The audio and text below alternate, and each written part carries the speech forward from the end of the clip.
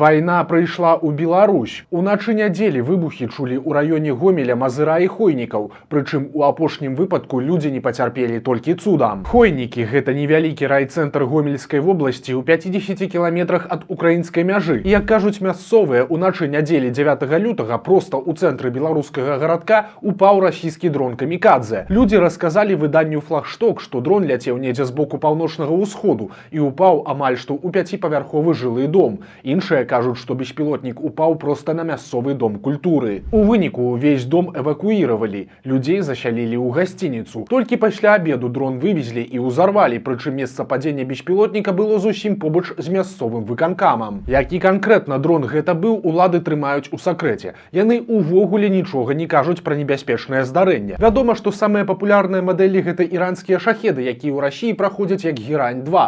Але ж не выключана, што гэта мог быць і дрон-падманка Гербера. Беспілотнік, які служыць для перагрузкі украінскай супрацьпаветранай абароны і не ўтрымлівае выбуховага рэчыва.